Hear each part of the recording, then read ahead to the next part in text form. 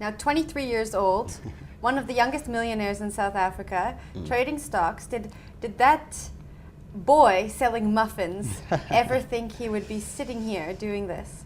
I did. I did. Yeah. It's just that I didn't think it would happen so soon. You know, I'd actually, at that point in time, I was projecting around the age of 30 that maybe at that point I should be, but it happened so fast, and this is where we are.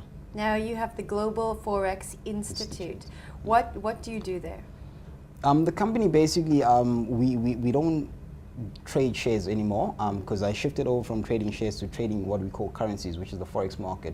Hence the company is called Global Forex Institute. What we specialize in is that we saw a gap in the market that brokerage firms across the world have made it so easy and accessible for individuals to actually trade currencies, but the problem is that people lack the understanding. You know, you can easily go onto the internet, open an account and start trading, but you're going to be trading without understanding of what you're doing. So as a company, we basically train and mentor people as to how do you go about trading and how do you go about minimizing the risk in the industry. Do we need more of an education around trading stocks and currencies in South Africa? I definitely think it is, based on the fact that we're at a point as a country where unemployment is so high. You know, it's about time where we start grooming young people, and not just in terms of getting degrees and basically giving them skills that they can use to basically make a living, and I think trading is one of them. Now, I know you do talks with young South Africans who want to learn more about trading. What are some of the common misconceptions that South Africans have when it comes to trading? The most common one is that it's high risk. Everybody walks into this industry, that's the first thing they think, that it's high risk. Of which what they don't understand is that as a trader, the maximum risk you should be taking per trade is actually 1% of your capital. So it's not like you're exposing everything you have. So that's the idea why, that's actually one of the reasons why I go around the country doing free talks, to basically give people an idea as to what this is all about. What do people think it's like the Wolf of Wall Street? Do they think that's what's going on in the trading? Pretty much. A lot of people come in with that kind of perception and sentiments. But one thing I've picked up is that every time the kind of opinions they have when they walk in differs to when they actually leave, because that's when they actually have a clear understanding of what actually goes on in the industry. Yeah, tell me about your free talks. What can we expect to gain from them?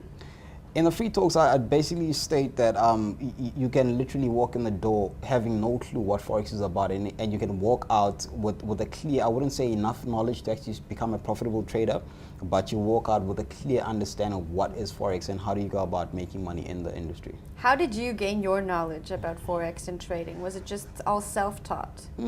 I'd be lying if I were to say it was self-taught. I did, when I started, it was self-taught. However, along my journey, I started associating myself with successful guys in the industry, and I've been learning from quite a number of different guys, and I do have mentors who basically groom me every now and again. Now, 23 years old, you're the owner of a business, CEO of your own business. What have you learned by having your own business? Discipline. Discipline is key, purely because of the fact that you have no one chasing behind you. You know, I can easily come to Cape Town and just party all weekend because there's no one who's actually going to sort of tell me what to do. So as a young man, that's one of the challenging things, that you need to learn to discipline yourself and know exactly that this is the ideal goal, this is what we want to achieve as a company, and make sure you stick on track. What's next for you?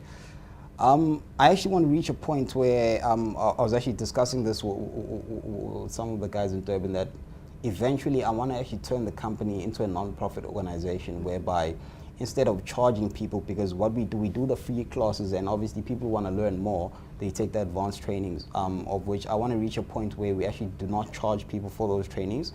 Instead, we do fundraising and raise capitals through different corporate companies and actually give this out free to the public. Sandile, what drives you to do all of this? It sounds like amazing work. I mean, you're doing great things for yourself and you want to give back. You do great things for the country. What drives you? You know, at first, it was all about making money. You know, it was all about making money. Eventually, as you start making more money, you start realizing that the greatest fulfillment is not just in making money. It's about actually impacting someone's life and expecting nothing in return. You know, when I looked at the life of the father of the nation, Nelson Mandela, that's when I realized that as much as he might not have been the richest guy in the world, but the impact he had not in South Africa, but in the global community was incredible.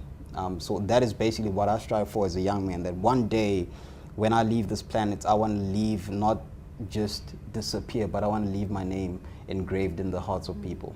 Sandile, your story is so inspirational, but congratulations, your friends and family must be so proud. If we want to get a hold of you and attend one of the talks you do, or get a hold of your company, how can we do that? They can basically go onto our website, which is www.globalforexinstitute.co.za. They can also follow our company page on Facebook, which is Global Forex Institute, or follow me, which is Sandile GFI Shezi, as well as on Instagram.